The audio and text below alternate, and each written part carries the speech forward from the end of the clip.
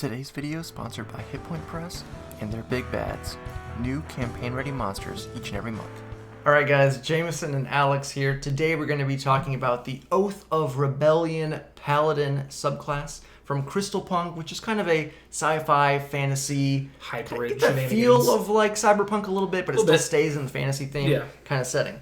So if you're new to the channel or the series, what we're going to do is go through all the abilities gained in the subclass. Then we're going to rate the roleplay, combat, and synergy based on how the abilities gained in the subclass improve on the base class abilities. That's right. Don't forget to like, comment, and subscribe to be entered in our D&D Beyond Players Bundle giveaway. Free stuff is wonderful. All that out of the way, let's get right into it. So with Paladins, we always have tenets that kind of give you a base thing of what the flavor, what these Paladins, what the rules for this subclass are going to be. Because all subclasses always have little bits of flavor to explain, but Paladins are the exception because they have their tenets they have to abide by. And for the Oath of Rebellion is fight against oppression, fight for equality, and lead the rebellion. On top of that, we have our Oath spells and Sweet Mercy. Is this a fun little list?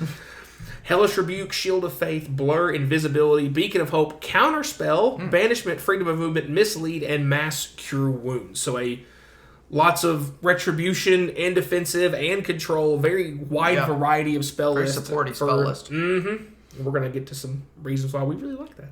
For level 3, as usual, we get some Channel Divinity options. First is Break the Shackles. As an action, you should present your holy symbol and choose one creature within 30 feet of you. It regains hit points equal to 1d6 plus your paladin level, and one condition of your choice afflicting it ends. The condition can be blinded, charmed, deafened, frightened, paralyzed, poisoned, restrained, or stunned. You can use this action even while you are incapacitated, so long as you have at least one hit point. And then the second option is Stand Your Ground. You can use your Channel Divinity to empower your resolve. As a bonus action, you grant yourself a +5 bonus to intimidation checks for the next 10 minutes. So you have your combat, and you have your roleplay. Two options for two solid options. Next up at level 7, we do have our Aura of Equality. You emanate an equalizing aura while you are not incapacitated, which extends 10 feet from you in every direction. When a beneficial spell of 5th level or lower that targets a single creature and has a duration longer than instantaneous, such as Shield of Faith or Invisibility, is cast within 60 feet of you, you can use your reaction to capture some of that spell's magic. You then begin to release it through your aura. All creatures inside the aura share the benefits of the spell for its duration or until you lose concentration, as if you're concentrating on a spell. If a creature leaves the aura, they lose the benefits until they return. You do not need to use a reaction to capture a spell's magic this way if you were the one to cast it. You can only have one spell active through this aura at a time. If you capture the magic of another spell, your aura immediately stops emitting the benefits of the previous spell. If you capture the magic of a spell that marks a particular creature, such as Hunter's Mark, all creatures inside the aura also gain the benefits provided by the spell against the original caster. So instead of, if I were to cast Hunter's Mark on this black dragon, it's not Hunter's marking everything in there. If there's other enemies, all of my allies would then get the effect of the Hunter's Mark against the one target. Right. Lastly, you cannot capture the magic of aura spells with this feature, so your aura cannot grab auras. A little redundancy there. Once you reach 18th level, and this is very, very important clarification here, you can extend the range of this aura, and you could switch between a smaller 10-foot or a larger 30-feet aura as a bonus action on your turn. It's important because it does say when somebody casts a spell, it affects every creature inside your aura. So if somebody casts Invisibility, it's making you and any enemies in there invisible as well. So you have the choice on your turn to... You could do a little bit of shenanigans with that, where you have a 30-foot range and they get in and they think they're invisible and then you shrink it down. Cut it down and you're like, surprise! So yeah, definitely very... That would be actually a very fun ambush tactic. A very unique subclass, for sure, with this option. Then at level 15, we have Icon of Persistence.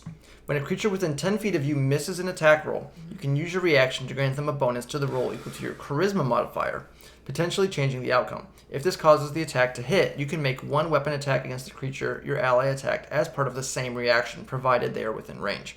You can use this feature a number of times equal to your Charisma mod. You regain all expended uses when you finish a long rest. And finally, we get to our Paladin Capstone, which is as bonkers as always. As an action, you gain the following benefits for 1 minute. You have resistance to all damage. While you have at least one hit point, you are immune to all non-beneficial conditions.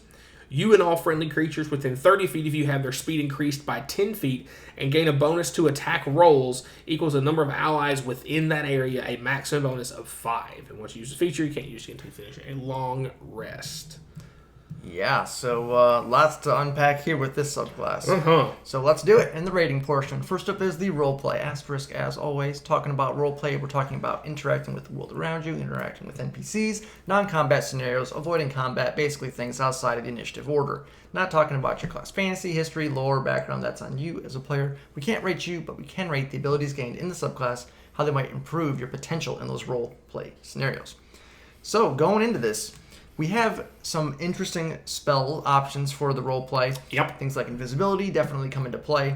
And I think with the channel divinity options as well, both of them can have some good RP for different sides. You can have the kind of a social interaction side with the intimidation, and then you can have a little bit more of the exploration side with the healing and the conditions, because sometimes traps or things can paralyze or stun or whatever, restrain you, and you could use it to break them out of that if you're trying to solve a puzzle or get through out of a trap or something like that. So they both can be used in RP in different circumstances, potentially.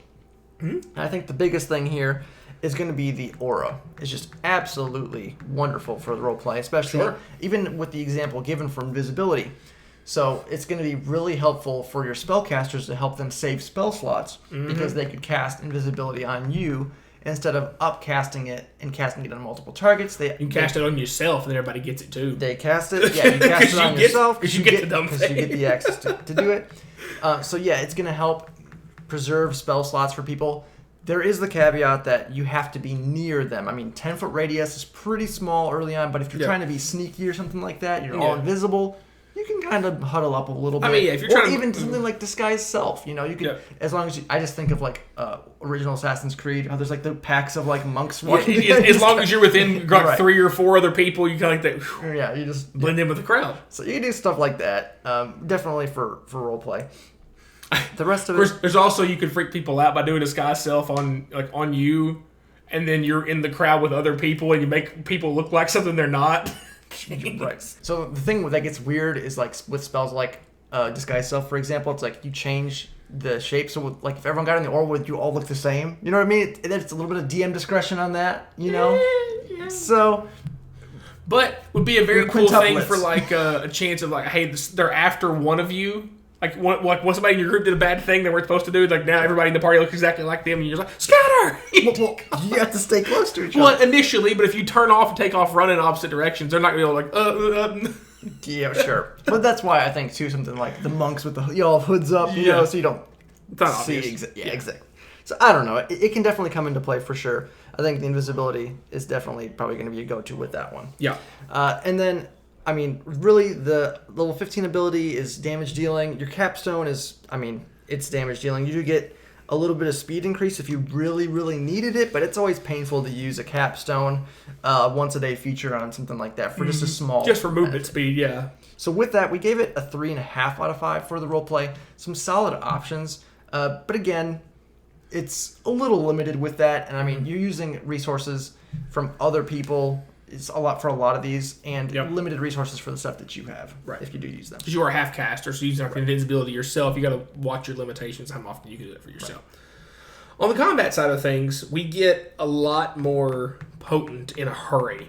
Right. That spell list is wonderful for a paladin, because this goes into being like you're the absolute like engage front support, for everybody, because you're not only helping yourself. When you help yourself, you help everybody else, and when somebody else helps you, it helps everybody else with your aura, of course. And again, giving a paladin access to counterspell just because they can I love it so much.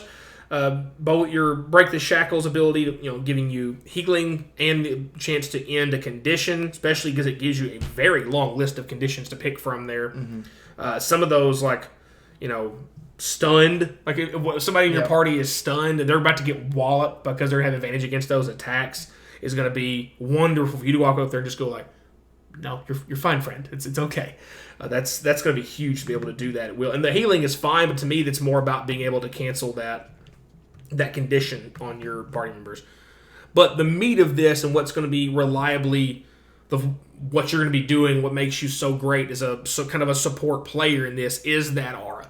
Right. Because whether you're getting targeted by a friendly spell or you're targeting yourself with a friendly spell so you can help other people out, and how eventually, granted it's level 18, you can choose to manipulate the size of that aura when it benefits you, because somebody else realizes if they're smart, like, oh, because they're close to him, they want that too. And it's like Jameson said, you can use that as almost like a bait to bring somebody in, but they think they can get it too, and then just cut that aura down on your turn, and they're not invisible anymore. They can just get walloped. Or hasted. Or lots of things. Things like haste and fly and all these other wonderful spells that are out there that you can do. And it does, because we read through a lot of different spells to figure out what all it works. It does specify that the spell has to target a creature. Right. So you can't do like telekinesis or something. Yeah, or weapon enhancement spells, because that's targeting the weapon itself and not the creature. So it does have more limitations than you might initially think. And it's 5th level or lower as well. And I did, when I first read this, I missed the beneficial spell, because I immediately you kamikaze yourself. Like, you take a slow or you have the sorcerer or the wizard throw slow at you, and you're like, come to me. No one else gets to move or do anything else. I don't care, because I'm taking 4 people with me. Right. But it does say beneficial spell for a reason. And of course, obviously, with your level 15 ability, the chance to turn misses into hits with that charisma buff is great. It's one of those fixes the feels bad for people who have bad luck, or especially if you go to use some buffed ability, like on an enhanced attack, and it misses, you can help yourself or your allies help out with that. And of course, your capstone is absolutely bonkers, as so many of the capstones for paladins are. It is both the cool thing and the challenging thing about playing a paladin is that it feels like you're so backloaded, especially with the way your capstone's decided. For a minute a day, you're the strongest, most powerful non-legendary creature on the planet, essentially, for that minute of time. But with this one, the aura is so much more impactful than a lot of the other paladin auras feel like, barring Oath of Ancients paladin. This one is able to not feel that late game hold off so bad. Right. Which is why we went with a 4.5 out of a possible 5 on this. Really, I think the only thing prevented it from me giving it a 5 initially was that you are more limited by the spell choices that you can affect by that, and it does also affect enemy creatures as well as in there. Because if it was just friendly creatures, just creatures of choice, this would have been a 5 to me without hesitation. And I think another thing, too, that could easily be overlooked as well is it does use your concentration to do the aura, which means, for example, that's going to cut off a lot of your smite options, because a lot of the smite options use concentration. Even if it's just like bonus action to, banishing smite, it has concentration so that you hit. Yeah. So it does use concentration, which would break the aura. Right. Because you can't concentrate on 2 things at a time. Right. So you have to think about that a little bit as well. But just kind of trailing on that thought, I'll get into the synergy side of things, which with that, again, having the concentration take up some of that option for smites and things, it could very well be an interesting build to focus on charisma, like a charisma con kind of build, so that you can even take something like Warcaster, because paladins, typically you don't really need to take a whole lot of feats. You don't have to. You could take something like Sentinel Polearm Master kind of combo, you know, if you want to. Great Weapon Masters, if you're just going there with 2 hands and just beating on people. But with this, you could go more of like a sword and board, you have a shield. You get in there and you have your Warcaster to help you with the concentration checks to make sure the aura stays up. You have a high con to go along with that, and you have a high charisma for things like your Icon of Persistence to give you more of a buff to their attack, and you can use it more times per day. So you really can lean into that kind of support role and just not worry maybe so much about like your strength. Maybe you split strength and con and go full charisma, or you do like a kind of not cap any of those 3 and just kind of go 18s across the board. If you can manage to get to 18s in all 3 categories, so that's something you could consider. Also going to help your base aura of helping your saving throws with that charisma stat as well. Because imagine giving everybody in your party +5 to all their saving throws. Yeah, it can because that's the thing. Normally, if you're doing that, you're looking at that for base pound. It's just going to help my saving throws, and that because of this, it's going to be helping your other abilities too. It gives you all the more reason to lean into the caster supporty side of Paladin. Yeah, I think that really is going to help a lot if you wanted to go with that. If you're looking for like a more Paladin support build, this could be very, very interesting kind of option to have with that. So all that being said, You do have good utility from your spell list as well. Yeah, but absolutely. again, you're a half caster, so there's a little bit of asterisk on there. But that's why I do like the spells you have access to, is they feel impactful. And the last thing I want, sorry, warlocks, is to feel like I'm limited on spells and I don't have a lot of great choices, especially when my extra spells, like, why do I have these? I'm a half caster, I'm not be using these anyway. Also, because I'm a paladin, I like using my spell slots to smite stuff.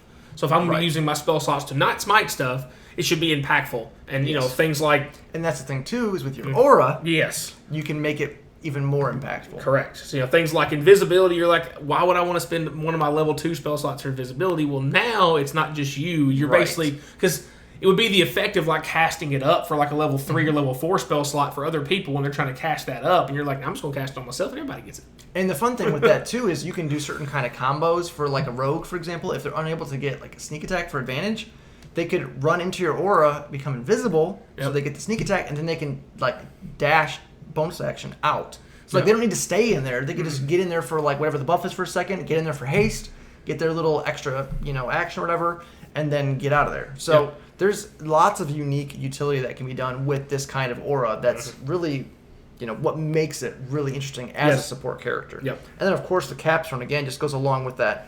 You kind of have that like get in here kind of everyone get in here. Everyone come close to dad. The more people in it, the bigger bonus you get to that. But of course that does area of effects things are out there, so those can happen. But as Alex was saying, if you have that charisma built up, you're gonna get that bonus to the save for being close to you as well. Right. So there really is a lot of potential for this, for sure. Really, really like it, because I think a lot of times paladins kind of fit into this niche of, it's a paladin, it does what paladins do. And I feel like a lot of times those auras feel maybe a little lackluster. Yes, and a lot of times you're like crazy. It's fine. Yeah. And so a lot of times paladins don't feel that great early on from their subclasses. All you're getting your chant ability and your aura before 15. And most times they're pretty weak. Yeah, they're definitely lackluster and underwhelming, but that is not the case here. Yeah, because we gave it a 4.5 as well in the synergy. So very solid, big fans of this. It's I think one of probably the most interesting support options we've seen for a subclass in general. Yeah, official or unofficial, in my opinion. And a paladin of all things. It's not a bard or a druid or a cleric leaning into support. If you were to tell me I could build a support paladin with like focusing completely on charisma, I would have never believed You're like, how? Support paladin with full charisma build. But this makes it feasible. Is it good though? Like, is it actually feasible? Yes. It is with this. This one is, for sure. But yeah, guys, that is going to be the last. We're doing 6. There are 6 more of these. If you want to see more from Crystalpunk, let us know. But for now, we'll leave it at this and see what your guys' thoughts are on these. But yeah, very interesting series, a very interesting campaign setting. We thought we'd kind of branch out a little bit and see people's interest in this stuff. So if you want to see more, please let us know. Or branch out to other style universes that maybe they're even more sci-fi than this, or other things and that aren't just the traditional fantasy stuff. Yeah, so let us know down below. If you enjoyed the video, don't forget to like, subscribe, hit the bell notification so you know when all of our new videos are coming out. Thanks again to our sponsors, and as always, guys, thanks for watching. Thanks to our sponsor, Hit Point Press, and their big bads, bringing you a new boss each and every month. Paragon the Weathermaker is October's big bad. Can you ground Paragon, or will the Weathermaker cloud your judgment? History, lore, everything you need to throw these villains into your campaign. Create some fun opportunities and unique things to throw at even your most experienced players would not see coming. So check out the link in the description down below.